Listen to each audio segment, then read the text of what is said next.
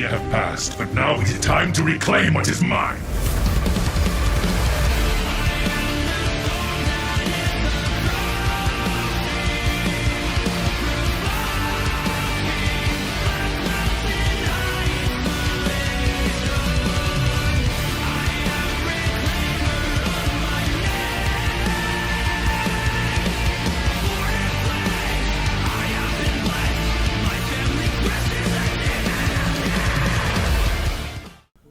What's up, Yoon fam? It is I, Mark Yoon. and today I'm bringing another hopefully exciting video.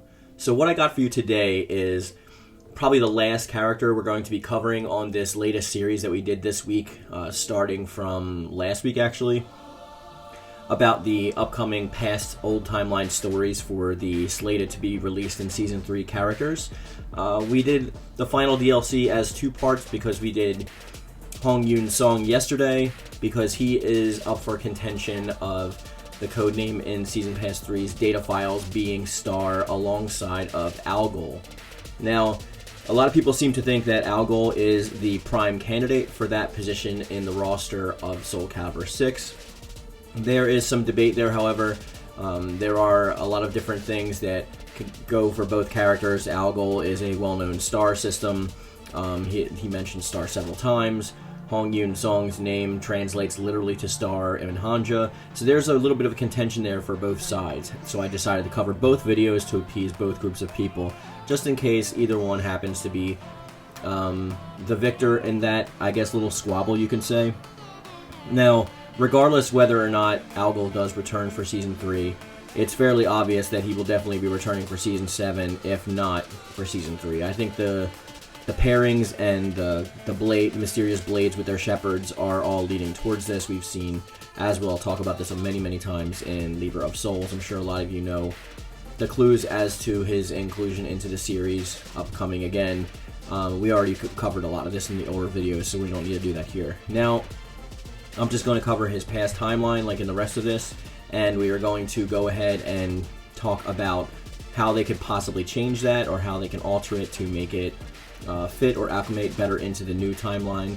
And with that being said, let's just begin. Algol, also known as the Hero King, was able to obtain Soul Edge, and with his indomitable will, he resisted the sword's control. According to the legend, he used the sword to spread peace amongst the lands, building the Tower of Glory as a monument to his raid.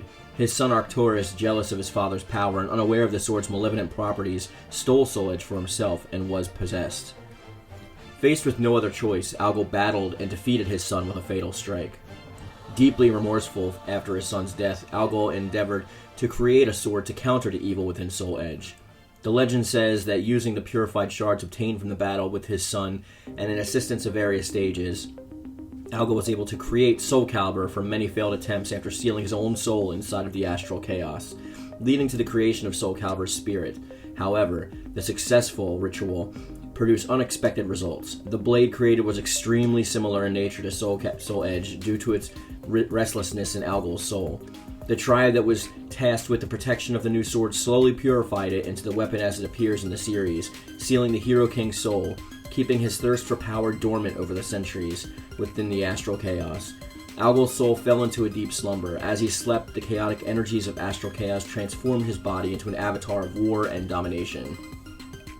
During the immense surge of power released when the Cursed Sword and the Spirit Sword clashed, Algol's soul, then formless, awakened and absorbed a small fraction of the energy. With what little he had gained, he built himself a physical body fashioned after his older one, as well as a tower built in the image of his old Tower of Glory, which he deemed the Tower of Remembrance, to reside in.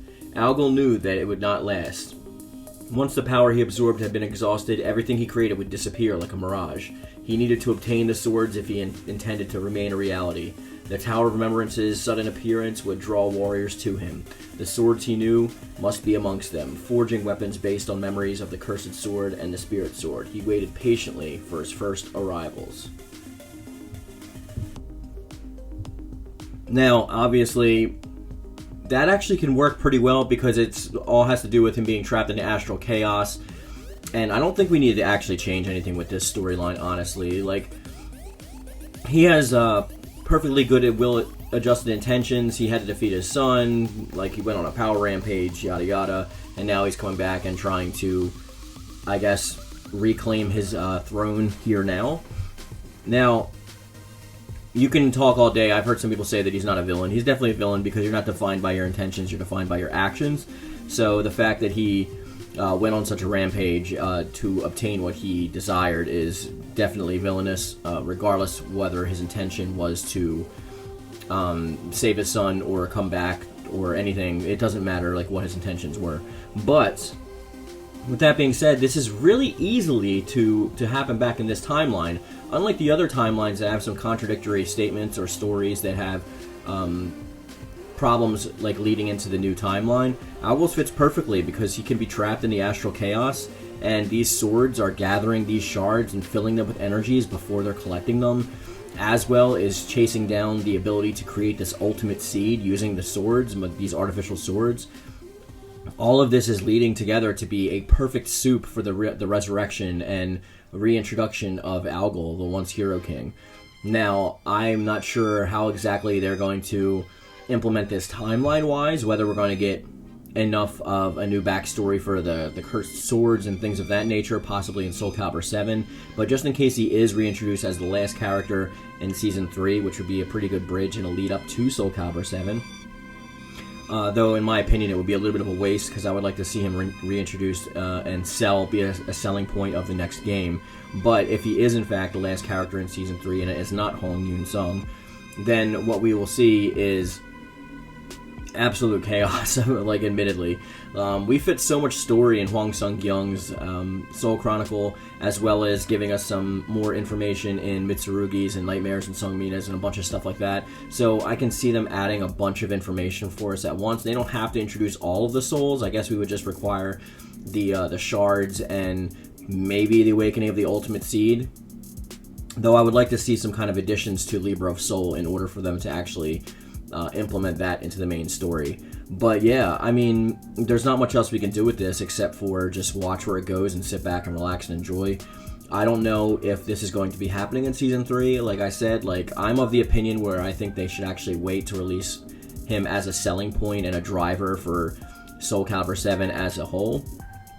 I've heard many of the arguments that people have levied against that we don't know how long it's going to take, like, hype may die down, we don't even know if Soul Calibur 7 is going to happen, yada yada yada. There's ad infinitum number of responses to that, and I've retorted back with as many, I guess, informational things as I have, but I mean, at this point, it's just up to speculation and opinion, and we can just sit back and watch while Soul Calibur and Project Soul takes us for a ride. Now, I don't know how he'll come back, like, physically, like, what he'll look like.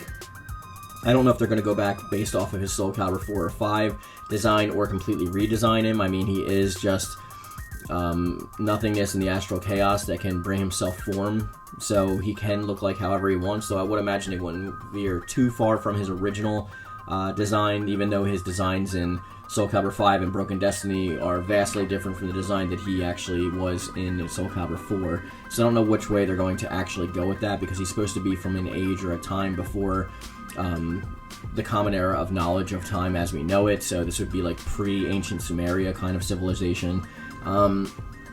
Now, I don't know much else based off of that. I didn't read his Soul Calibur 5 backstory because obviously we would start with his old timeline for Soul Calibur 4. This would be the timeline that gets either refreshed or replaced, so that's why I wanted to cover this one, reading obviously from the Wikipedia.